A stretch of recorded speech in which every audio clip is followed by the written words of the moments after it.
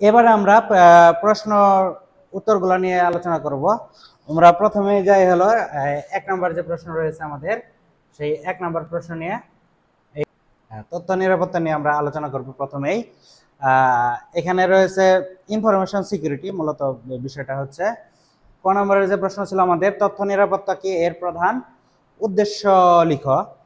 এখানে তথ্য নিরাপত্তা, ইনফরমেশন সিকিউরিটি হলো এমন একটি প্রক্রিয়া ও পদ্ধতি যার মাধ্যমে তথ্যকে অননুমোদিত প্রবেশ, ব্যবহার, পরিবর্তন বা ধ্বংস থেকে রক্ষা করা যায়। অর্থাৎ তথ্য যেন নিরাপদ, সঠিক এবং প্রয়োজনের সময় ব্যবহারযোগ্য থাকে তা নিশ্চিত করাই তথ্য নিরাপত্তার মূল লক্ষ্য। মানে যাদের হলো পারমিট নাই, পারমিশন নাই, তারা যাতে, যাদের অনুমোদন নাই, তারা যাতে এই তথ্যগুলা হলো হ্যান্ডলিং না করতে পারে, এই তথ্যগুলা যাতে না পায়, ঠিক আছে, সেই ব্যবস্থা করাটাই হচ্ছে তথ্য নিরাপত্তা। এটাই হচ্ছে তথ্য নিরাপত্তার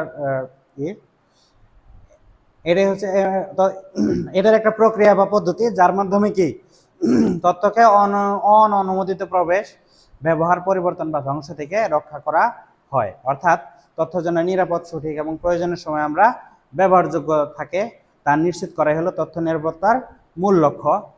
এর প্রধান উদ্দেশ্য সমূহ হলো গোপনীয়তা, কনফিডেন্সিয়ালিটি, তথ্য শুধুমাত্র অনুমোদিত ব্যক্তি বা সিস্টেমের কাছেই থাকবে। যাদের অনুমোদন নাই তারা যাতে এই তথ্যগুলা না পায় সেই বিষয়টা আমাদের নিশ্চিত করতে হবে। এটার প্রথম উদ্দেশ্য হচ্ছে গোপনীয়তা, কনফিডেন্সিয়ালিটি। আচ্ছা, তারপরে রয়েছে অখণ্ডতা, ইন্টিগ্রিটি, তথ্য সঠিক, নির্ভুল ও অপরিবর্তিত হতে হবে, অপরিবর্তিত থাকবে, যাতে কোনো রকম চেঞ্জ না হয়, নির্ভুল থাকে এবং সঠিক থাকে। এরপরে রয়েছে প্রাপ্যতা, অ্যাভেলেবিলিটি, তাহলে প্রয়োজনের সময় অনুমোদিত ব্যবহারকারীরা সহজে তথ্য পাবে। অননুমোদিত ব্যবহারকারীরা নয়, প্রয়োজনের সময় যাতে অনুমোদিত ব্যবহারকারীরা সহজেই তথ্য পায়, সেই বিষয়টা হলো তথ্য নিরাপত্তার প্রধান উদ্দেশ্য। সংক্ষেপে আমরা বলতে পারি তথ্য নিরাপত্তার উদ্দেশ্য হলো তথ্যকে সুরক্ষিত, নির্ভরযোগ্য ও ব্যবহারযোগ্য রাখা। এটাই হচ্ছে তথ্য নিরাপত্তা এবং তথ্য নিরাপত্তার প্রধান উদ্দেশ্য সমূহ এগুলো: গোপনীয়তা, অখণ্ডতা, প্রাপ্যতা, তথ্য নিরাপত্তা হচ্ছে আমাদের সুরক্ষা। এটা ছিল ক নম্বরের প্রশ্ন। এরপরে রয়েছে আমাদের খ নম্বরের প্রশ্ন। খ নম্বরের যে প্রশ্ন রয়েছে আমাদের, তথ্য নিরাপত্তার প্রধান ধরন বা উপাদান সমূহ বর্ণনা করো। তথ্য নিরাপত্তার প্রধান উপাদান সমূহকে সাধারণত সিআইএ ট্রায়াড বলা হয়। এগুলো হলো, আচ্ছা, সিআইএ ট্রায়াড বলতে এই যে ইয়াগুলো, এগুলো হলো সংক্ষিপ্ত নাম।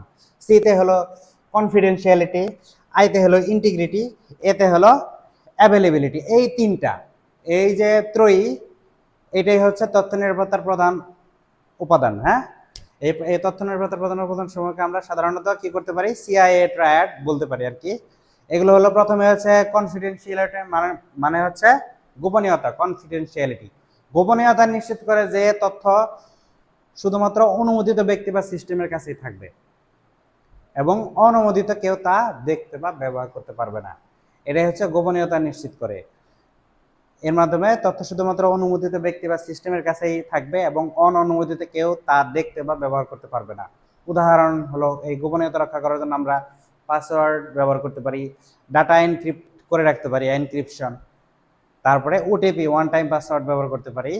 আর গুরুত্ব হচ্ছে ব্যক্তিগত ও গোপন তথ্য ফাঁস হওয়া থেকে রক্ষা করে। এই গোপনীয়তা, এই পাসওয়ার্ড, এনক্রিপশন এবং ওটিপি ব্যবহার করলে ব্যক্তিগত এবং গোপন তথ্য ফাঁস হওয়া থেকে রক্ষা পায়। এরপরে আইতে হলো ইন্টিগ্রিটি, অখণ্ডতা।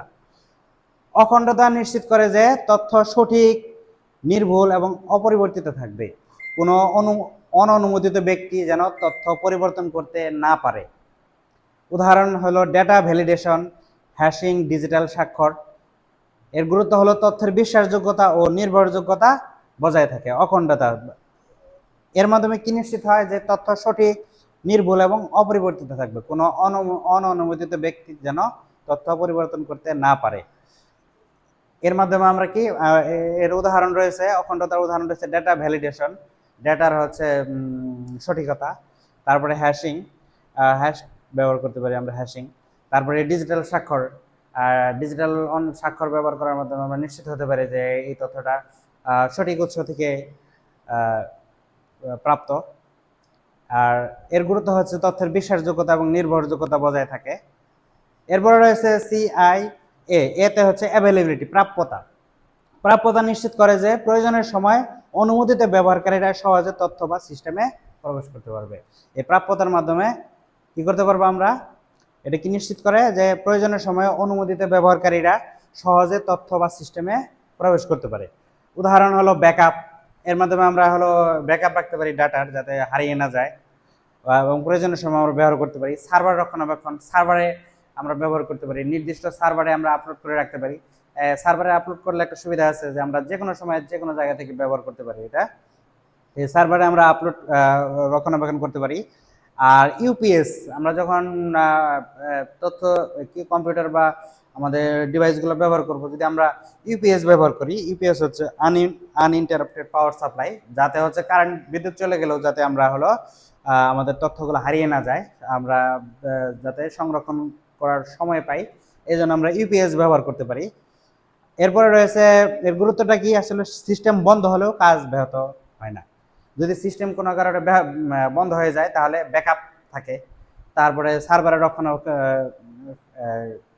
তথ্যগুলো রক্ষণাবেক্ষণ হয়। এবং ইউপিএস ব্যবহার করলে কি হয়, পাওয়ার সাপ্লাই ব্যাঘাত ঘটে না। ঠিক আছে, এতে আমাদের যদি সিস্টেম কোনো কারণে বন্ধ হয় তাহলে আমাদের কি কাজ ব্যাহত হবে না। তাহলে অতিরিক্ত উপাদান হচ্ছে অথেন্টিকেশন বা প্রমাণীকরণ। আচ্ছা, এর বাইরে হলো তথ্য নিরাপত্তার উপাদানের মধ্যে কি রয়েছে, অথেন্টিকেশন বা প্রমাণীকরণ। হ্যাঁ, কোনো তথ্য সঠিক কিনা এটার জন্য আমরা অথেন্টিকেশন ব্যবহার করতে পারি, প্রমাণীকরণ। তারপরে হলো অথরাইজেশন বা অনুমোদন, এই তথ্যগুলো অনুমোদিত, এটার অনুমোদন দিতে পারি আমরা, এই অথরাইজেশন ব্যবহার করতে পারি। এবং নন রিপুডিয়েশন বা অস্বীকার অযোগ্যতা তথ্য নিরাপত্তার সম্প্রসারিত ধারণার অন্তর্ভুক্ত। হ্যাঁ, নন রিপুডিয়েশন বা অস্বীকার অযোগ্যতা, যে কোনো তথ্যটা ঠিক আছে, যে এটা যাতে আমরা পরবর্তীতে কি আমরা অস্বীকার না করতে পারি, এই তথ্য যাতে কেউ যে তথ্য থেকে আমরা পেলাম এটা যাতে পরবর্তীতে অস্বীকার অযোগ্যতা থাকে আর কি, অস্বীকার যোগ্যতা যাতে না থাকে, কেউ যাতে অস্বীকার করতে না পারে। এগুলো হচ্ছে তথ্য নিরাপত্তার সম্প্রসারিত ধারণার অন্তর্ভুক্ত। আচ্ছা, কি তাহলে অতিরিক্ত উপাদান কি পেলাম আমরা, অথেন্টিকেশন বা প্রমাণ, অথরাইজেশন বা অনুমোদন, আর হচ্ছে নন রিপুডিয়েশন, অস্বীকার অযোগ্যতা। সংক্ষেপে আমরা সিআইএ ট্রায়াড হলো, সংক্ষেপে আমরা বলতে পারি সিআইএ ট্রায়াড হলো তথ্য নিরাপত্তার মূল ভিত্তি। সিআইএ হচ্ছে, সিতে হলো কনফিডেন্সিয়ালিটি বা গোপনীয়তা, আইতে হচ্ছে ইন্টিগ্রিটি বা অখণ্ডতা, এবং এতে হলো অ্যাভেলিটি বা প্রাপ্যতা। এই ছিল আমাদের তথ্য নিরাপত্তার প্রধান ধরন বা উপাদান সমূহ, এটা আমরা বর্ণনা করলাম। এটুকু লিখলে আমরা মোটামুটি 3 নম্বর পাবো। এরপরে রয়েছে আমাদের নম্বরে রয়েছে আধুনিক ডিজিটাল যুগে তথ্য নিরাপত্তার গুরুত্ব ও ভবিষ্যৎ আলোচনা করো। আচ্ছা, এখানে কি রয়েছে, এখানে আমরা প্রথমে তথ্য নিরাপত্তার গুরুত্ব, এই বিষয়ে আমরা আলোচনা করি। তথ্য নিরাপত্তার গুরুত্ব, প্রথমে যে গুরুত্ব রয়েছে ব্যক্তিগত তথ্য সুরক্ষা। সামাজিক যোগাযোগ মাধ্যম যেমন ফেসবুক, টুইটার, ইনস্টাগ্রাম, যাই বলি না কেন, তাহলে সামাজিক যোগাযোগ মাধ্যম, ইমেল, ইলেকট্রনিক মেইল বা ইলেকট্রনিক তথ্য আদান প্রদান, অনলাইন অ্যাকাউন্ট ও ব্যাংক তথ্য সুরক্ষিত রাখা যায়। আচ্ছা, এর মাধ্যমে কি করা যায়, আমরা হচ্ছে তথ্য নিরাপত্তার মাধ্যমে কি করতে পারি, আমরা সামাজিক যোগাযোগ মাধ্যমে আমরা ফেসবুক আইডি এগুলো আমরা নিরাপদ রাখতে পারি। ইমেল আমাদের সুরক্ষা থাকে, যে আমার ইমেইলে মানে কারো অনুমোদনকারীর নির্দিষ্ট অনুমোদনকারী বা ব্যবহারকারী বাদে অননুমোদিত কেউ যাতে প্রবেশ না করতে পারে, যদি আমরা তথ্য নিরাপত্তা ব্যবহার করি। ইমেল, তারপরে অনলাইন অ্যাকাউন্ট, অনলাইন বিভিন্ন অ্যাকাউন্ট থাকতে পারে, সেই অ্যাকাউন্টগুলো সুরক্ষিত থাকে। এবং ব্যাংক তথ্য সুরক্ষিত রাখা যায় এই তথ্য নিরাপত্তার মাধ্যমে। ব্যাংকের তথ্য, ব্যাংক তথ্য যদি সুরক্ষিত না থাকে তাহলে তো একজনের অ্যাকাউন্ট হ্যাক করে কেউ তার এই অ্যাকাউন্ট শূন্য করে দিতে পারে। তো এই জন্য আমরা হচ্ছে তথ্য নিরাপত্তা ব্যবহার করব, যাতে আমরা ব্যক্তিগত তথ্যগুলো সুরক্ষিত থাকে। এরপরে রয়েছে অর্থনৈতিক নিরাপত্তা, অনলাইন ব্যাংকিং, মোবাইল ব্যাংকিং ও ই কমার্সে নিরাপত্তা না থাকলে বড় ধরনের আর্থিক ক্ষতি হতে পারে। আমরা কি করি, অনলাইন ব্যাংকিং ব্যবহার করি, ব্যাংকের মাধ্যমে কি আমরা অ্যাড মানি করতে পারি, সেন্ড মানি করতে পারি, বিভিন্ন স্মার্ট অ্যাপ ব্যবহার করতে পারি, প্রত্যেকটা ব্যাংকেই রয়েছে আর কি। তো এইগুলোর যদি যথাযথ নিরাপত্তা না থাকে, তারপরে মোবাইল ব্যাংকিং আমরা ব্যবহার করি, বিকাশ, উপায়, নগদ, বা ডাচ বাংলা ব্যাংক, এগুলো আমরা ব্যবহার করি, যে বিভিন্ন মোবাইল ব্যাংকিং সেবা বা ই কমার্সে আমরা বিভিন্ন রকম পণ্য কেনাবেচা করি আর কি। এখানে যদি নিরাপত্তা না থাকে তাহলে বড় ধরনের আর্থিক ক্ষতি হয়ে যেতে পারে আমাদেরকে। এই জন্য এটা হচ্ছে তথ্য নিরাপত্তার একটা গুরুত্বপূর্ণ দিক। এরপর রয়েছে সাইবার অপরাধ প্রতিরোধ। আচ্ছা, হ্যাকিং, ফিশিং, মেলওয়্যার ও র্যানসামওয়্যার থেকে সুরক্ষা দেয়। ঠিক আছে, এই তথ্য নিরাপত্তা আমাদেরকে কি করতে পারে? হ্যাকিং, কারো অ্যাকাউন্ট হ্যাক হওয়া থেকে রক্ষা করে যদি আমরা তথ্য নিরাপত্তার বিভিন্ন বিষয়গুলো ব্যবহার করি, পাসওয়ার্ড বা অন্যান্য ওটিপি বা এনক্রিপশন এগুলো ব্যবহার করি, তাহলে আমরা কি হ্যাকিং থেকে আমরা সহজে রক্ষা পাবো, ফিশিং থেকে আমরা রক্ষা পাবো, মেলওয়্যার যে ক্ষতিকর সফটওয়্যার যেগুলো, সেগুলোর আক্রমণ থেকে আমরা রক্ষা পাবো, বা র্যানসামওয়্যার থেকেও আমরা আমাদেরকে সুরক্ষা দেয় তথ্য। এই হচ্ছে তথ্য নিরাপত্তার আরেকটা গুরুত্বপূর্ণ দিক। এরপর রয়েছে প্রতিষ্ঠানের তথ্য সুরক্ষা। ব্যবসায়িক গোপন তথ্য, গবেষণা তথ্য ও গ্রাহকের তথ্য রক্ষা করে প্রতিষ্ঠানের সুনাম বজায় রাখে। এটা হচ্ছে প্রতিষ্ঠানের তথ্য সুরক্ষা। ব্যবসায়িক যে কারো গোপন তথ্য থাকতে পারে আর কি, কারো নির্দিষ্ট বিজনেস পলিসি থাকতে পারে। তারপরে এই এই এই গোপন তথ্যগুলো আমরা কি তথ্য নিরাপত্তার মাধ্যমে সুরক্ষিত রাখতে পারি, এবং গবেষণার তথ্য আমরা সুরক্ষিত রাখতে পারি, এবং গ্রাহকের যে বিভিন্ন রকম তথ্য ব্যাংকগুলো এগুলো করে আর কি, যেমন আমি বা অন্য কেউ গেলেও অন্য আরেকজনের তথ্য দেন না। ঠিক আছে, এই গ্রাহকের এই তথ্যগুলা এই তথ্য নিরাপত্তার মাধ্যমে রক্ষা করে ওই যে যে প্রতিষ্ঠান, ওই নিজ নিজ প্রতিষ্ঠান তাদের সুনাম বজায় রাখে। এটা হচ্ছে আরেকটা তথ্য নিরাপত্তার গুরুত্বপূর্ণ দিক। এরপরে রয়েছে জাতীয় নিরাপত্তা। সরকারি, সামরিক ও গুরুত্বপূর্ণ অবকাঠামোগত তথ্য সুরক্ষা দেশের নিরাপত্তার জন্য অত্যন্ত গুরুত্বপূর্ণ। বাইরের কোনো দেশ বা শত্রু কোনো দেশ যাতে তাদের সরকারি, সামরিক বা গুরুত্বপূর্ণ অবকাঠামোগত তথ্য যাতে না পায়, এটা হচ্ছে একটা খুব গুরুত্বপূর্ণ বিষয় আর কি। এই দেশের নিরাপত্তার জন্য অত্যন্ত গুরুত্বপূর্ণ একটা বিষয়। আমরা সাম্প্রতিক সময়ে এটার একটা উদাহরণ দেখতে পাই, যেমন হচ্ছে ইরান যুদ্ধের ক্ষেত্রে ইরানের যে সর্বোচ্চ ধর্মীয় নেতা তাকে হত্যা করা হয়েছে। তাদের সরকারি, সামরিক এবং যে গুরুত্বপূর্ণ তথ্যগুলা এবং তার অবস্থান তারা পর্যবেক্ষণ করতে পারছে আর কি। এক্ষেত্রে ইরান তাদের যথাযথ নিরাপত্তা বজায় রাখতে পারেনি। শত্রুরা তাদের নিরাপত্তা সহজেই ভেঙে তাদের লক্ষ্য হাসিল করতে পারছে, উদ্দেশ্য পূরণ করতে পারছে। তাহলে এটা একটা খুব গুরুত্বপূর্ণ বিষয়। হ্যাঁ, জাতীয় নিরাপত্তার বিষয়, সরকারি, সামরিক এবং গুরুত্বপূর্ণ অবকাঠামোগত তথ্য সুরক্ষা দেশের নিরাপত্তার জন্য অত্যন্ত গুরুত্বপূর্ণ একটা বিষয়। আচ্ছা, এই ছিল তথ্য নিরাপত্তার গুরুত্ব। এবার আমরা আলোচনা করব তথ্য নিরাপত্তার ভবিষ্যৎ।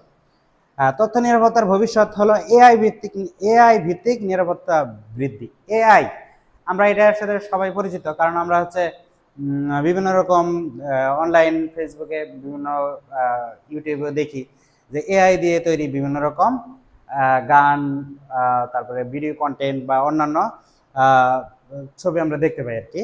তো এআই বলতে বোঝায় আর্টিফিশিয়াল ইন্টেলিজেন্স। হ্যাঁ, আর্টিফিশিয়াল ইন্টেলিজেন্স বলতে বোঝায় কৃত্রিম বুদ্ধিমত্তা। এটাকে আমরা মানে অনেকটা রোবটের মতো বলতে পারি আর কি।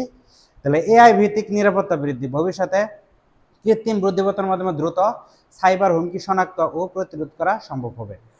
সহজেই আমরা হলো যদি এআই ব্যবহার করার মাধ্যমে কি সাইবার হুমকি শনাক্ত এবং প্রতিরোধ করতে পারবো আমরা, এআই ভিত্তিক যদি নিরাপত্তা সিস্টেম আমরা ব্যবহার করি। হ্যাঁ, এই কৃত্রিম বুদ্ধিমত্তার মাধ্যমে খুব দ্রুত সাইবার হুমকি শনাক্ত ও প্রতিরোধ করা সম্ভব হবে।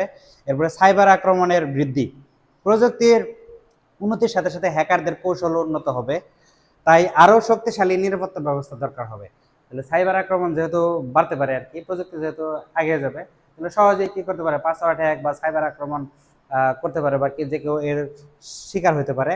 তাহলে এই জন্য কি করতে হবে, আরও শক্তিশালী নিরাপত্তা ব্যবস্থা দরকার হবে সামনে ভবিষ্যতে। এরপর রয়েছে বায়োমেট্রিক প্রযুক্তির প্রসার।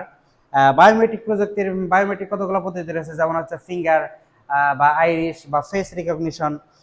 তাহলে ফিঙ্গারপ্রিন্ট, ফেস রিকগনিশন বা আইরিশ স্ক্যানের ব্যবহার এটা বাড়বে ভবিষ্যতে, যাতে সহজেই অননুমোদিত কেউ কোনো সিস্টেমে প্রবেশ করে অননুমোদিত, যেটা তার পাওয়ার কথা নয়, সেই তথ্যগুলা যাতে নিয়ে না নিতে পারে। এই বায়োমেট্রিক প্রযুক্তির প্রসার ইতিমধ্যে চলে আসছে। আমরা বিভিন্ন ফোন লক বা অন্যান্য ক্ষেত্রে আমরা এই বায়োমেট্রিক ইয়েগুলো আমরা ব্যবহার করছি প্রতিনিয়ত। তো এটার আরও প্রসার হবে আর কি সামনে ভবিষ্যতে। ক্লাউড নিরাপত্তার গুরুত্ব বৃদ্ধি। ক্লাউডে তথ্য সংরক্ষণ বাড়ায়, ক্লাউড সিকিউরিটি আরো গুরুত্বপূর্ণ হয়ে উঠবে। যে বর্তমানে আমরা বিভিন্ন রকম ক্লাউডে হলো করতে পারি, এই তথ্য সংরক্ষণ করতে পারি। তো সেখান থেকে তথ্য পাচার হয়ে যেতে পারে। তো সেইখানেও আমাদের যথাযথ নিরাপত্তা বৃদ্ধি করতে হবে। এটাও ভবিষ্যতে আমাদের এই বিষয়টাকে নিয়ে আমাদের ভাবতে হবে আর কি। ক্লাউডে তথ্য সংরক্ষণ যেহেতু বাড়তেছে, ক্লাউড সিকিউরিটি আরো গুরুত্বপূর্ণ হয়ে উঠবে। এরপরে রয়েছে নতুন পেশার সুযোগ সৃষ্টি, সাইবার সিকিউরিটি বিশেষজ্ঞ, তারপরে এথিক্যাল হ্যাকার ও তথ্য নিরাপত্তা বিশ্লেষকের চাহিদা বৃদ্ধি পাবে। আচ্ছা, আমরা বিভিন্ন ধরনের হ্যাকার সম্পর্কে জানি, তার ভিতরে একটা হচ্ছে এথিক্যাল হ্যাকার, নৈতিক হ্যাকার ও তথ্য নিরাপত্তা বিশ্লেষকের চাহিদা বৃদ্ধি পাবে। ভবিষ্যতে সাইবার সিকিউরিটি বিশেষজ্ঞ যারা আছে বা এথিক্যাল হ্যাকার বা তথ্য নিরাপত্তা বিশ্লেষকের, এদের প্রচুর চাহিদা আমরা দেখতে পাবো আর কি। বিভিন্ন ক্ষেত্রে তাদের আমাদের প্রয়োজন হবে আর কি। তাহলে এই ছিল তথ্য নিরাপত্তার ভবিষ্যৎ। উপসংহারে আমরা বলতে পারি আর কি যে তথ্য নিরাপত্তা আধুনিক জীবনের একটি অপরিহার্য অংশ। ব্যক্তি, প্রতিষ্ঠান ও রাষ্ট্র সবার জন্য তথ্য সুরক্ষা নিশ্চিত করা অত্যন্ত জরুরি। ভবিষ্যতে প্রযুক্তির উন্নতির সাথে সাথে তথ্য নিরাপত্তার গুরুত্ব আরো বৃদ্ধি পাবে। তাহলে এই ছিল আমাদের 1 নম্বর যে প্রশ্ন, সেই প্রশ্নের আলোচনা, যে সাইবার যে সিকিউরিটি, তথ্য নিরাপত্তা, সেই তথ্য নিরাপত্তা নিয়ে উপরে, ইনফরমেশন সিকিউরিটির উপরে আমাদের আজকের ক্লাস। তো সবাইকে ধন্যবাদ জানাচ্ছি। আসসালামু আলাইকুম।